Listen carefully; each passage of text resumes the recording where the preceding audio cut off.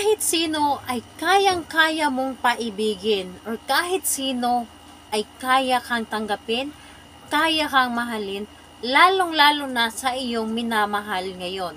Hello mga guys, kumusta kayo? Panibagong araw, panibagong video na naman tayo, and sa araw na ito ay isa na namang video ang aking ituturo sa inyo na simpleng gabay o simpleng pamamaraan na makakatulong sa atin. At bago ang lahat, gusto ko lang mag-disclaimer sa mga taong hindi naniniwala at hindi gusto ang mga kagaya nitong video. Please skip this video and maghanap kayo ng videos na gustong-gusto nyo dahil ang video na ito ay para lamang ito sa mga taong naniniwala and gusto mong try. Sa lahat po ng mga nag-comment po sa aking mga videos dito sa aking channel, sa mga nagre-reply po sa inyo na dinadala kayo sa WhatsApp, yung mga doctors, huwag po kayong maniwala dahil sila po ay ginamit nila ang aking pangalan at ang aking channel po para mapirahan kayo. Kaya mag-ingat na lamang po ang lahat. Ngayon po, gusto nyo ba na kahit sino ay ibigin kayo, mahalin kayo, na kahit hindi mo pa ito karelasyon? Yes po, ito ang aking ituturo sa inyo ngayon na talagang magugustuhan ka, talagang mamahalin ka, lalong-lalo na sa inyong karelasyon sa ngayon. Kung inyong karelasyon sa ngayon ay nanglamig na sa inyo, bakit hindi ninyo gawin ito ngayon upang manumbalik yung dati niyang mainit, ng dati niyang matamis na pagmamahal sa inyo? Gawin po ninyo ito. And syempre, sa mga mag-ex, kung gusto ninyo na mabawi siyang muli, na gusto ninyo na makuha siyang muli, pumalik siya sa inyo, gawin din po ninyo ito. So, ito ay pwedeng gawin sa parehas ang kasarian, babae ito babae, and lalaki ito lalaki. Syempre sa babae at lalaki din. Pwede sa magkalapit, pwede rin sa magka-LDR. Pwede mo itong gawin sa kahit sino, basta't ang importante, siguradong mahal mo siya. Huwag mo itong gawin kung hindi mo siya mahal. Dito po, kung gusto mo siyang paibigin sa inyo, gusto mo siyang ligawan, or gusto mo na ligawan kanya, at alam po ninyo sa inyong sarili na mahal mo siya, sigurado ka sa iyong sarili na talagang mahal mo, gawin po ninyo ito. Pero kung hindi ninyo ito mahal, huwag nyo na lamang itong gawin. So, ayun po. Kailangan natin dito ng materialis sa paggawa ng ritual na ito. Kailangan natin dito ng oil. So, kahit anong oil po pwede. So, pwedeng mga oil, yung mga cooking oil, pwede po. Ito po ay isang coconut oil. Ito ay coconut oil. So, pili lamang kayo. Pwedeng olive oil, cooking oil, basta klaseng oil, pwede po na gamitin ninyo. Iba't ibang klaseng oil, pwede po ninyong gamitin. Basta ito po ay oil. So, ito po ay coconut oil. So, pili lamang kayo kung ano ang meron kayo. Basta ito ay oil po. Oil, kailangan din natin dito ng maliit na papel. So, papel po. So, papel, at kailangan din natin dito ng isang dahon ng laurel. Kailangan din po natin dito ng panulat. And syempre, kailangan din po natin dito ng kandila puti. Pwedeng gamit na, pwedeng bago. And syempre, kailangan din natin dito ng panindi. Ngayon po, kapag ready na yung mga bagay, kapag ready na yung mga materialis na gusto nating gamitin sa paggawa ng ritual, ay ang isunod mo pong i-ready is ang inyong sarili.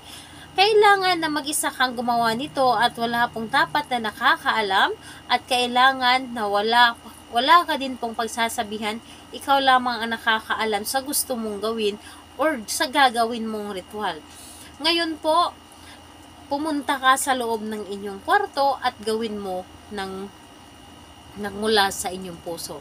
Ang gagawin mo dito, sa papel, kung nakikita ninyo ito ay pa-cross. So, hindi ito cross. Pinag-cross ko lang para i-explain ko sa inyo. Kailangan alamin mo yung pangalan at apelyido ng inyong target. Kung ito ay hindi mo pa karelasyon. Pero kung karelasyon mo na, syempre alam mo yung pangalan niya at apelyido. Alamin po ninyo yung pangalan at apelyido ng inyong target at isulat po dito. Isulat ng paganon. So, pangalan niya, apelyido, ganito ang pagkasulat. At pagkatapos, itong galing sa itaas, pangalan mo, apelyido, pababa. Yun po ang inyong ilagay. Sa inyong dalawa po na pangalan at apelyido.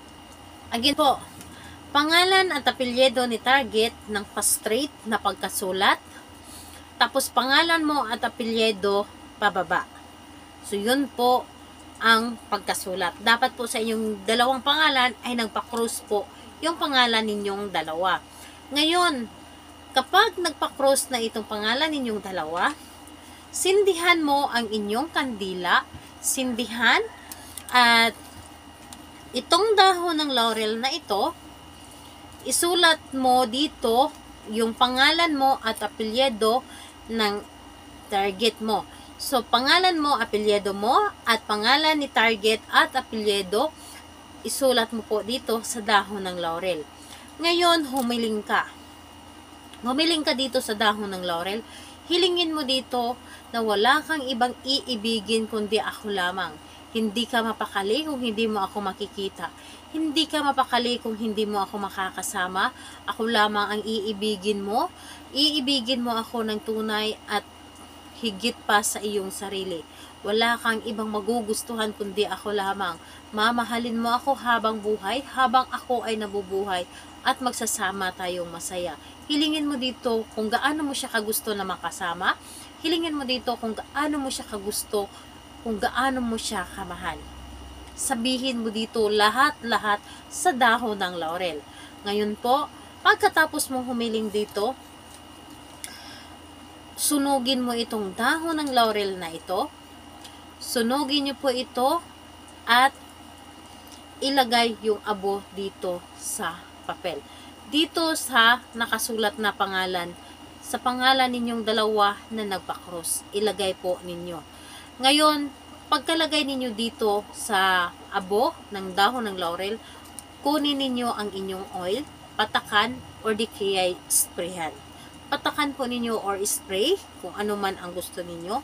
At pagkatapos po, itupi ito ng papunta po sa inyo. Itupi ito ng papunta sa inyo at kumuha ng pulang tela. Kung wala kayong pulang tela, pwede kayong maggupit sa sa inyong mga damit na pula na hindi nyo na ito ginagamit at balutin ito. Ibalot itong papel na ito, ilagay sa ilalim ng inyong higaan, sa inyong kama, o di kaya sa ilalim ng inyong unan. Pagkalipas ng 3 araw, kunin ninyo ito at ilagay sa inyong wallet. Dalhin ninyo ito palagi kung saan man kayo pupunta. Ito ay napaka-stricto sa paggawa.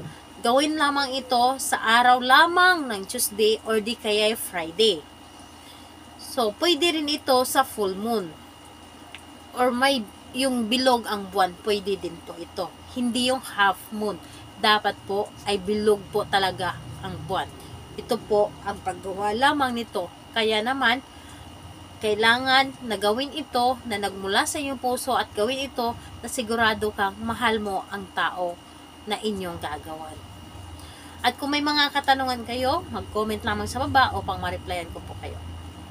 Bye-bye everyone. God bless us all.